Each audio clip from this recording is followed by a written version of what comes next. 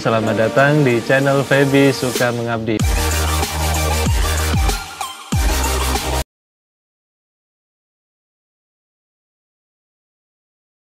Bukan 2 tahun 9 bulannya yang ingin saya garis bawahi ya, tapi dalam masa menulis disertasi, ya dalam masa beliau menjadi mahasiswa program Pascasarjana UIN Sunan Kalijaga, konsentrasi ekonomi Islam, dan juga menjabat di organisasi yang lain, serta menjadi sekretaris Pusat Pengembangan Bisnis UIN Sunan Kalijaga, beliau berhasil menorehkan banyak prestasi, baik itu nasional maupun internasional.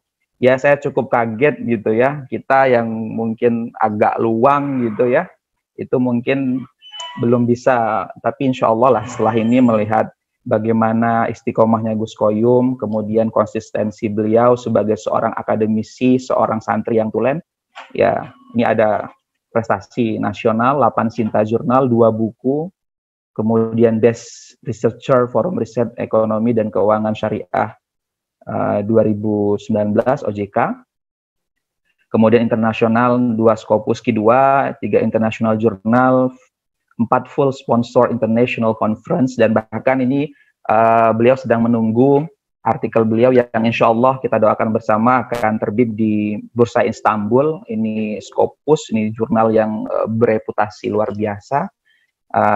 Sangat membanggakan. Jadi kalau kemarin ada yang bilang wah Gus Koyum luar biasa, iya, Gus Koyum adalah aset berharga yang Feby dan UIN Sunan Kalijaga punya, seperti itu. Dan alhamdulillah pada kesempatan kali ini pimpinan, dekanat, kemudian dan Bu Kaprodi ES dan tim itu berhasil mengundang beliau ke studio Zoom Feby pada pagi hari ini. Nah, untuk mempersingkat waktu, kami mohon kepada Gus Koyum untuk bisa bercerita ya. Tadi juga tidak hanya sekedar membedah disertasi, tapi juga bisa menjelaskan bagaimana Gus Koyum bisa mencapai ini semua dan menjalankan kehidupan yang menurut saya sangat balance ya, antara kerja, ibadah, kemudian menjadi suami, menjadi dosen, menjadi anak. Ini sungguh luar biasa. Oke. Ada beberapa hal yang menurut saya pegang kuat ya, sehingga disertasi saya ini cepat selesai. Jadi ada, saya kira kalau saya identifikasi itu ada 5 kunci sebenarnya. Ada 5 kunci ya. Satu adalah semangat ya.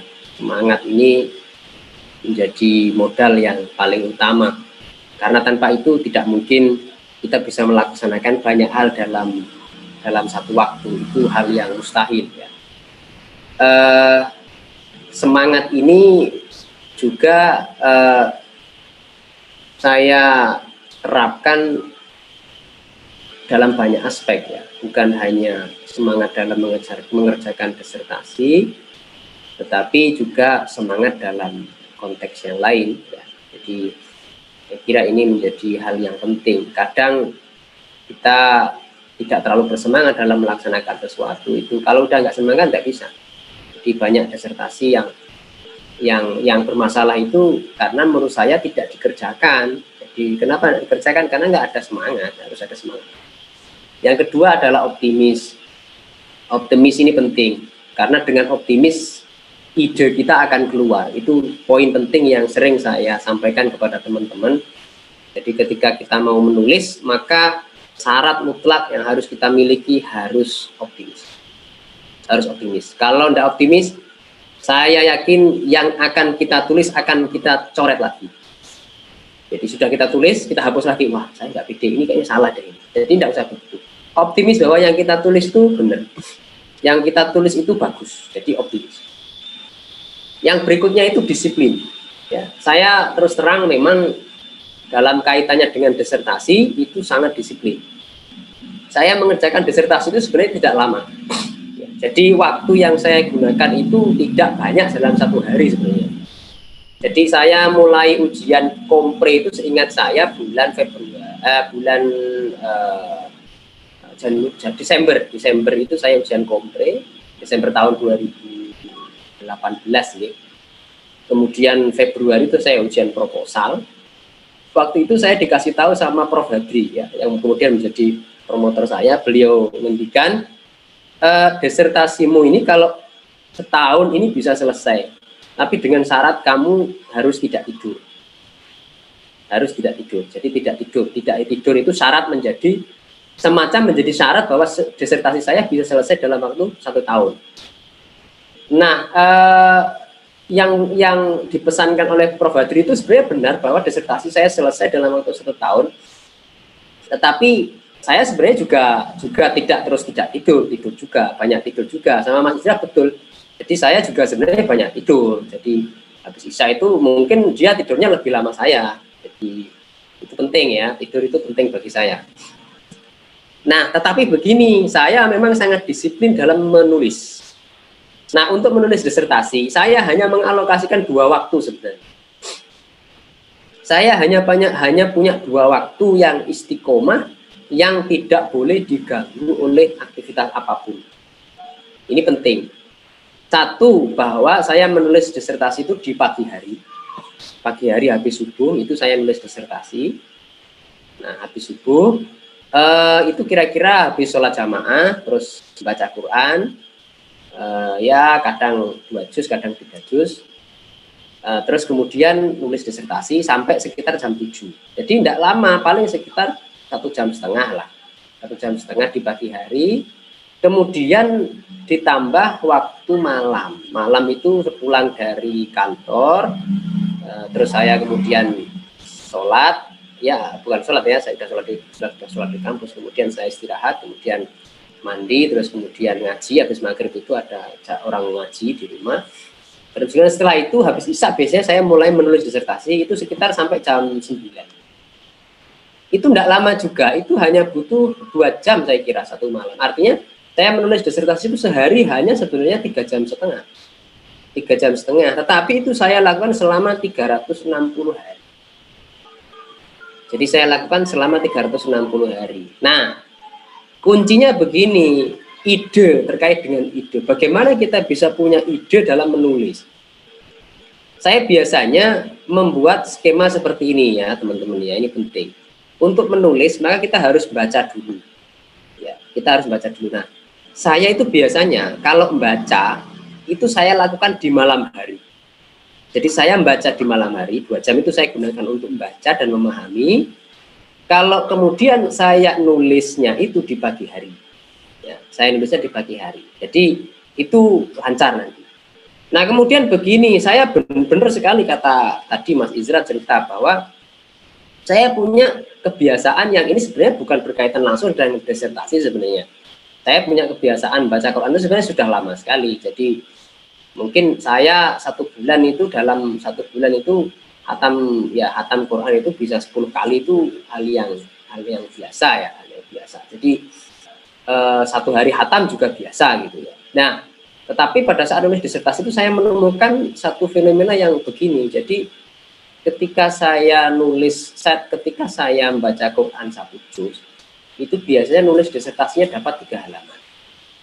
Itu sudah saya titeni. Nah artinya kalau saya misalnya pengen mendapatkan tulisan disertasi lebih banyak, maka bacaan Quran saya harus saya perbanyak. Ini sebenarnya tidak rasional, tetapi faktanya begitu bahwa sering sekali, bukan sering, hampir setiap hari saya menemukan fakta demikian. Jadi saya membaca misalnya tadi misalnya 15 juz, berarti 15 juz kali 3 saya dapat 45 halaman dalam satu itu ya. Tapi kan tidak mungkin satu hari menulis 45 halaman, itu kan mustahil ya.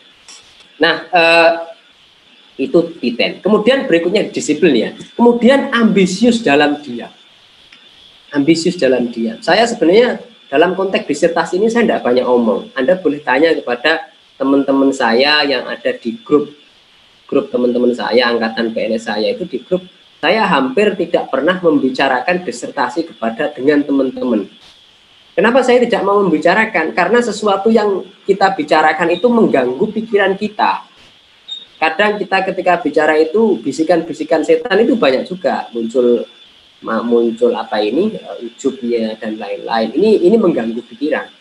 Maka saya banyak diam sebenarnya terkait dengan disertasi. Ya tahu-tahu sudah ujian, tahu-tahu sudah ini, tapi saya hampir jarang sekali saya berbicara kecuali di Japri ya, misalnya ada orang Japri, ya saya jawab ya.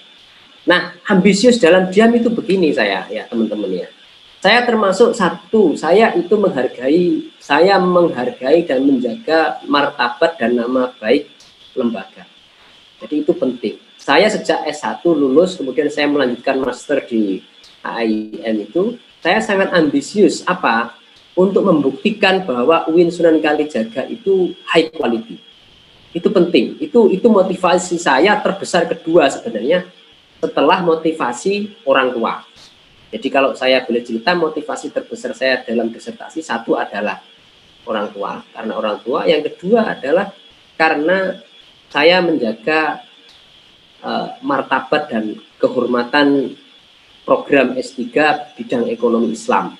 Jadi ini mungkin saya sampaikan di sini terkesan ya saya mohon maaf bukan menyombongkan diri enggak, tapi saya ingin membuktikan bahwa kualitas S3 UIN Sunan Kalijaga itu tidak kalah dengan kualitas S3 program ekonomi Islam atau program-program ekonomi atau akuntansi atau manajemen yang lain di kampus lain.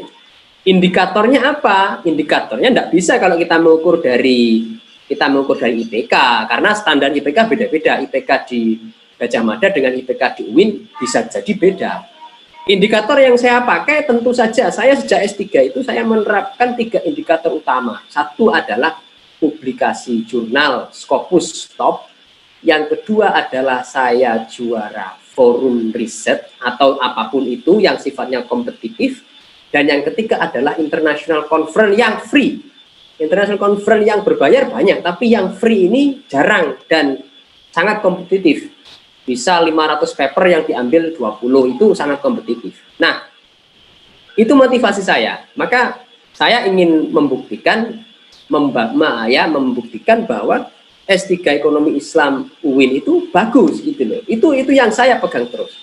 Maka saya mengatakan sebenarnya saya ambisius, tapi ambisius bukan dalam konteks untuk saya pribadi enggak. Saya menjaga marwah daripada program S3 Ekonomi Islam UIN Sunan Kalijaga. Maka kemudian saya bisa lolos International Conference ya 4 kali ya selama S3 yang free ya full cover itu.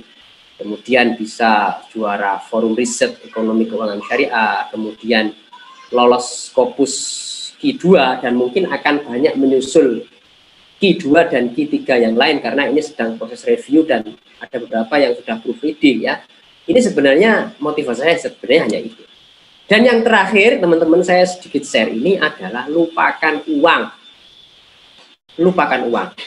Saya termasuk orang yang percaya begini, Allah tidak akan memberikan kenikmatan dalam waktu yang sama kepada satu orang. Kalau saya misalnya ingin sekolah selesai cepat, maka saya harus mengorbankan sesuatu. Itu sejak saya dulu waktu master, saya pun berpedoman seperti itu. Termasuk dalam S3. Ketika saya mulai sekolah, hampir saya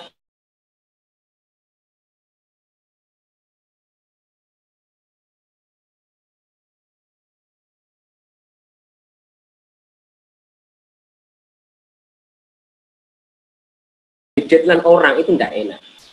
Nah, maka saya mencoba untuk menghindari itu. Saya fokus kepada apa yang saya tulis. Saya memerdekakan diri saya sendiri sehingga saya bisa menulis dengan enjoy, dengan relax. Nah, maka kemudian disertasi saya ini cepat selesai. Artinya dalam 1 tahun sebenarnya disertasi saya itu sudah selesai. Ya, apalagi kalau kemudian tidak dipotong menunggu ujian dan lain-lain, ya bisa sangat cepat lagi, mungkin 6 bulan sudah selesai sebenarnya, karena saya nunggu ujian terbuka saja itu 4 bulan ya. Kemudian nunggu ujian pro kompre 1,5 bulan, nunggu ujian proposal 1 bulan, ujian ya rata-rata 1 bulan lah, hampir 6 bulan, nah lebih lah, mungkin 7 bulan atau 8 bulan malah nunggunya itu, nunggu jadwal ujian ya. Ini saya kira yang terkait dengan apa ya, kunci ya, ini saya kira penting saya share juga kepada teman-teman.